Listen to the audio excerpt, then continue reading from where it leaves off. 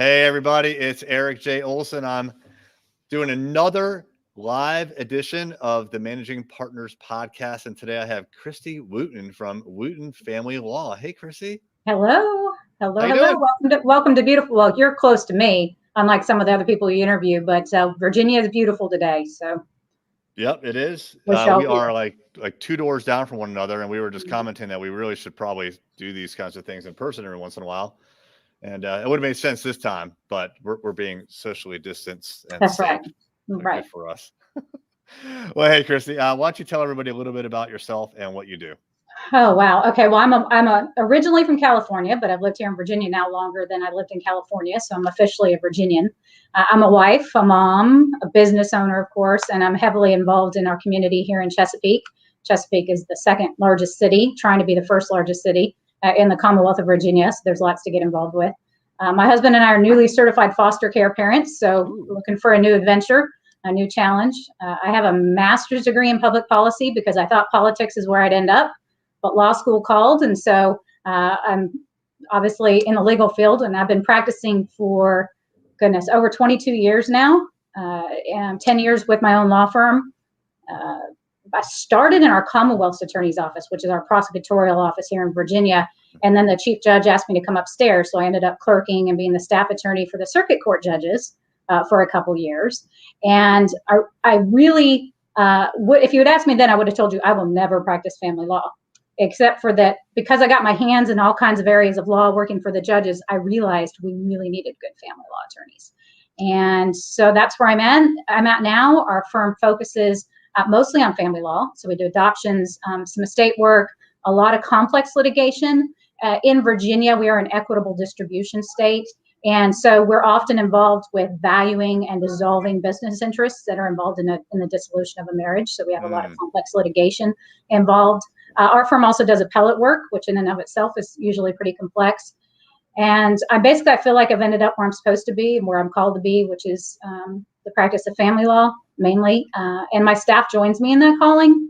And frankly, if I wasn't practicing family law, I'd probably be running a bed and breakfast up in the mountains somewhere. So maybe that's after retirement. But right now, this is what I'm called to be doing. So I feel similar to, like, if I wasn't running a digital marketing agency, I'd probably be running a farm or something that's like right. that. You know, well, I grew up with a bunch of chickens. I'm not interested in going back to that. But yeah, when I'm done, I'm like going and doing something completely different. There you go. So you said it's, you mentioned it briefly, but you're a foster parent, or you've been approved to be a foster parent? We are. And, I think really that calling comes from my years in the system and seeing the need that needs to be fulfilled there. And we're kind of at a new stage in life where our own biological children are becoming more independent, but we have plenty of space. So, opening up your hearts and your doors is an important thing that, to give back to your community. So there's a real need. That's really interesting. Actually, one of the guys that works for us, him and his wife just got approved to be foster parents. And then on Friday, they got their first brothers. So a 5-year-old and a 7-month-old. And apparently it was extremely quick. Once they got approved, they got a call and it was like, all right, they're coming over in like an hour or two. Well, when they're ready to adopt, they can come see me. So we do a lot of adoption work. So I'll be glad to help. All right. So you said, family law, dissolutions of marriages, AKA divorces. Yes. Right? Do we not say that word? Because you did definitely. Well, I'm a divorce attorney who doesn't like divorce. Yeah, we do a lot of dissolution, but really, if you take the emotion out of it, which is obviously very difficult to do, you're really looking at a dissolution of business in many ways. It's very interesting. You're looking at assets and liabilities and how are we dividing those, right? And in Virginia, we have a complex equitable distribution scheme, and so we've got to really figure out. It's not like many states where everybody just gets 50-50, right? The court's supposed to look at different statutory factors to make that determination.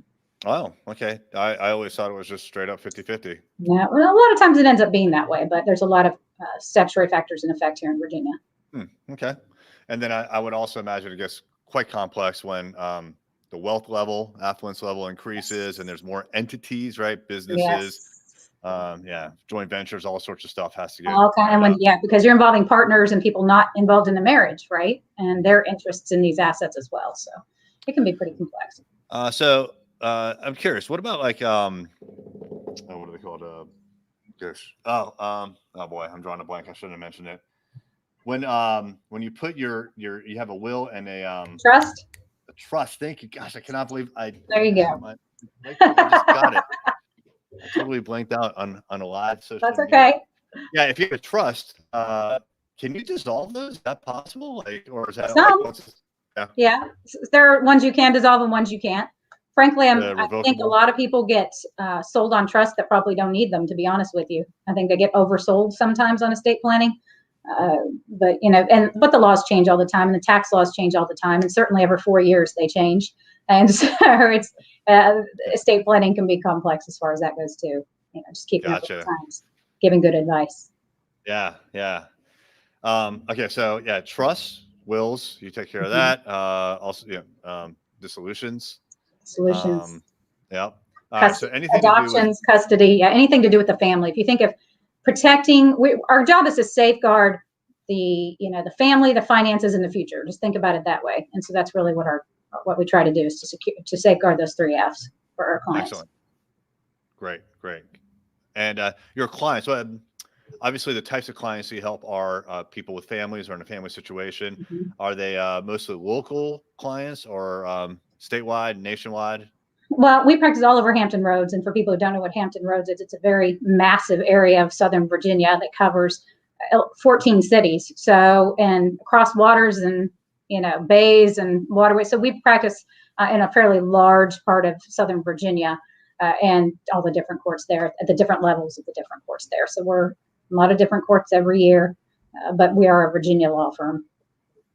Do the laws or regulations change from like one county jurisdiction to another when it comes to family law? The laws don't, but how they're applied may. I mean, respectfully, our judges are human, and domestic relations law is very complicated. But a lot of the decisions are left to the discretion of the judge. They're not necessarily spelled out in the statute. So judges do have a lot of discretion in Virginia, and so yeah, it can change. The result changes on the forum sometimes. The law is the same, but the application can be different. Sure, that makes a lot of sense. Okay. Mm-hmm. What are some trends that you see happening in the legal industry or even in the practice areas that you cover? Well, I think in family law, there was an attempt to go more collaborative training, and a lot of states have really been successful with that.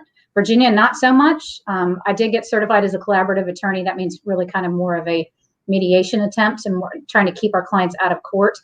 That really didn't take off too much here in Hampton Roads. We had a couple years where it was fairly hot, and it's kind of diminished.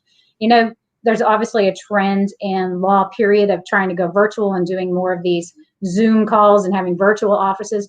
But the type of law that we practice, being so personal and dealing with such personal issues, really doesn't lean toward that. We need to keep our office. We need to keep our face-to-face contact, with our clients. We have a lot of document trading, a lot of things going on. And so because of the type of law we practice, we don't trend as much as perhaps other areas of law. I can't practice from the beaches of Florida, where maybe my compatriots can. So I'm seeing that trend. Obviously, family law is as old as time. Dealing with conflict in family is as old as time, and some of the same tried and true principles and how you deal with it and how you provide wisdom to your clients are always going to be there. Gotcha.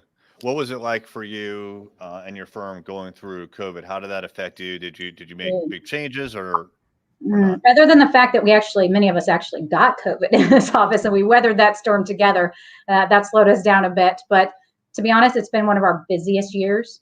I think it's a very true statement to say that families were doing 2 things during COVID. They were making babies or they were uncovering the dirty bones, and it's made for a very, very busy office. Obviously, we're dealing with the fact that our court systems are behind, some of them just now opening, and that's put a lot of stress on these cases, a lot of stress where anxieties are already really high.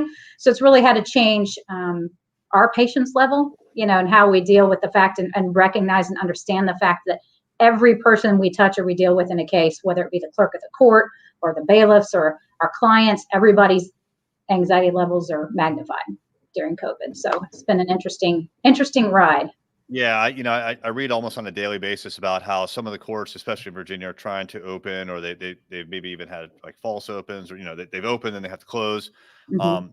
During this whole period of time when most courtrooms have been closed, have you been able to conduct any trials? Like I understand that some may have been happening through Zoom and whatnot. Have you experienced that? Well, we've been pretty blessed here in Hampton Roads. Most of our courts have tried to stay open most of the time. So we've been able to get trials and hearings in person. We do have a couple courts that have not opened up physically to allow us in. And so they've mostly been conducting their hearings via WebEx. I'll be honest, it adds a whole lot of stress, whether the microphones work and the speakers work and to the situation. And then we have to send in exhibits ahead of time that we may or may not use. So it's adding a lot of stress and a lot of cost to our clients. And I really wish the system just recognized that our clients are families in distress, and we need to make sure that we're prioritizing them. I don't think that always happens. So it's my job as the mouthpiece for my clients to make sure that we're arguing for what's best for them, which means access into the court system, even during these times when maybe that access is by the computer. Yeah. So if they're doing, if you get access via like WebEx, like you mentioned, has the access been the same or really not at all? No, it's difficult. Why, for example, we are set up here. We have different conference rooms, lots of computers. We have the capabilities and the technology. I find that a lot of opposing counsel doesn't. So they're trying to, connect via their cell phone, or it makes it very difficult. And the courts, frankly, aren't set up for it either. We're often, the problem lies with the court system and how their technology is set up. And we have to go through protected court websites, which don't allow us to share documents and things of that nature you would normally do on Zoom or on WebEx. So sure. Yeah, it's been tough. They're trying. They are. It's just not the best way to handle it. And, emotions run high in these cases, so it makes it even more difficult. When somebody's in front of a computer, I think they feel more relaxed to make faces at one another. And that's not always a great thing in these cases. So you kind of let your guard down, right? Yeah, I think our clients can a little bit. Yes. Yeah. I can imagine, especially for those rough dissolutions. Yes. Yeah. So you said you've been in business for, was it 22? I've been in practice for 22 years. I've been in private practice for about 20 of those. I was the law clerk and the staff attorney for our local circuit court for a few years at the beginning of my practice. Learned a whole lot there. But we've been in practice here, this firm, for 10 years. Before that, I was a senior partner at another firm practicing family law there as well. So. Cool. Okay. When you started 10 years ago, your own firm, was it just you? No, I actually brought attorneys with me from the old firm. So when we first started, there were 5 of us, and all family law attorneys, except with the exception of, I had a partner at that time who was a patent attorney. He's a great guy, but you can imagine family law and patent law are very different. Yeah. Very different. And he's now doing his own successful thing. He's a great guy. And all the attorneys here practice mainly family law. I do a lot of business work and things like that too, but mainly family law. Cool. And what have you grown the firm to? Like how many attorneys are staffed? Well, I like to keep us at 4 to 5 attorneys at all times. In fact, I'm looking to hire now. I like that size because it's a good family feel. You can still feel like your family. We spend a lot of time with each other, so we better feel like we're family. We have a lot of staff members too. In fact, we added one today. She's probably listening to me. She might throw something at my window here in a minute. But we added a new family member today. I like that size. I think it makes for a lot of opportunity to share our knowledge and to share our wisdom and to share our cases. That's really important here, that we're a team effort in representing our clients. And so I like that size. I need to add 1 to 2 more attorneys. We're busting at the seams as far as collecting the rain that I'm making. So I need to make sure we're doing that, because you want to make sure your quality is up and make sure your quality matches your quantity. So important. So sounds like near term, the idea is to add 1 or 2 attorneys. Yes. That would probably maintain that family feel that you're after. Yep. Do you anticipate growing beyond that in either office size or number of offices or practice areas or anything like that? We're, like I said, pretty content and busting at the seams with what we do and the type of work we do. We've really made a niche for ourselves, especially in this area of Hampton Roads, in the family law area. So that's what, do what you know, and we do it well. I could see if the right people came along, I'd be open to adding. Like I said, we're a family. And so to me, it's really important that each person we add to the family, while it will change and modify your environment, that they're a good fit. That the old motto about being, slow to hire and quick to fire. I'm not very good at that. So, and because I know that, I'm really trying to temper myself with hiring appropriately and hiring the right people. But family law attorneys are like unicorns. I always say that because they're really hard to find and very unique. You have to have a good empathetic ear. You have to be a good counselor at law and a good litigator at the same time. And that's a complex mix and difficult to find. I'm really blessed here. We have a lot of great unicorns, but if I find the right unicorns, we'd add them. I know what you mean. There's a lot of slow explaining, making sure that everybody feels comfortable and understands like where they're at in the process before you move on to the next step, right? So, Yep. and that it's like the bedside manner, right? That's Yes. really important. It seems like with family law. It is. You got to have but you got to be good in court too, and you have to be a good negotiator. You have to know how to read a tax return and value a business. So it's a complex mix. Yeah, complex mix. I can imagine. Yeah. Well, we're a digital marketing agency, so we're always very interested to know how law firms are growing their business or getting new clients through marketing. What are some of the marketing tactics that you've used in the past or that you've seen have worked better than others? Well, to be honest, I'm pretty old school. So I think relationship equals referral. I'm pretty old school as far as, referrals, especially in family law, because obviously it's a very personal, touchy subject oftentimes. So when somebody's looking for a family law attorney, they go to their friends and their family. They don't go to the yellow pages, right? And they say, who have you used? Who do you feel comfortable with? Who do you trust? And so when they come in our door, if they've been referred already by somebody whom they trust, we're pretty far down that relationship train with them already, because hopefully that means they've instilled a little bit of trust in us already. But for me, we've been able to keep extremely busy on that old motto of relationship is referral. I joked, I told you people don't go look in the yellow pages, for who they're going to trust their future to.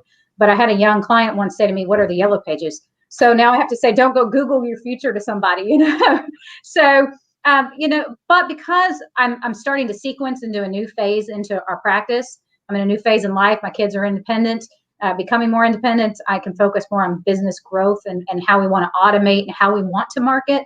Obviously, that means this old dog has to learn new tricks, right? And what's an SEO and what's a Google review and all those kind of things have become obviously much more important. And for those of us who've been practicing a long time, we need people like you to educate us on all these new abbreviations and what that means. Because just like my young client didn't know what the yellow pages were, I don't necessarily always understand, all the abbreviations that our digital marketers or website guys throw at us. So I'm thankful for you. But I definitely am getting into a new phase of, number one, do I have to market? To be honest, we haven't had to. We've been really blessed because of the relationships that we have and the referral sources and then keeping us busy. But as I want to grow a little bit, I do see the need to be better about choosing clients and therefore better about how we market. Yeah, word of mouth business development is the best for sure. Getting referrals is amazing because, like you said, they're already warmed up and they've received the referral from someone that they trust, and so that trust extends to you automatically. And so it's absolutely the best kind of new business that you can get. I totally agree with that. The thing that I've seen in the past with ourselves and also our clients is that although it's the best, it's hard to predict and it's hard to generate on demand, whereas something like I get the analogy about like yellow pages in Google, and you definitely do not want to make a decision based on who's number one in Google. But that brings at least attention and awareness. Opens the door. Yeah. Opens the door. Exactly. And then it's up to you to show warmth and empathy and all those things that, and make sure that the potential client is comfortable. So yeah, at least with that, there's an opportunity to kind of start to fine tune and pull those levers so that you can get some measured either growth or business coming in versus, asking for referrals and hoping. But when those referrals come in, hoping it happens. That's right. Yeah. Well, speaking of referral traffic, if someone is interested in working with you, what is the best way to get in touch with you? Well, the best way is our website. Let's talk about a little marketing, right? We have a great website. My website designers who connected you and I. So you can find us at WootenLG, as in lawgroup.com. You can find us there, find our contact form there. You can also find a resource page there, which has a lot of articles that we've written about different topics. You can find out a little bit more about us as attorneys and my unicorns who practice here, and my great team who practices here, and why we're called to do what we do and why we feel like we're called to do what we do. So. Well, fantastic. I appreciate your time. All right, Thank everybody. Thank you. Please join me in thanking our guest today, Kristi Wooten. That was fantastic.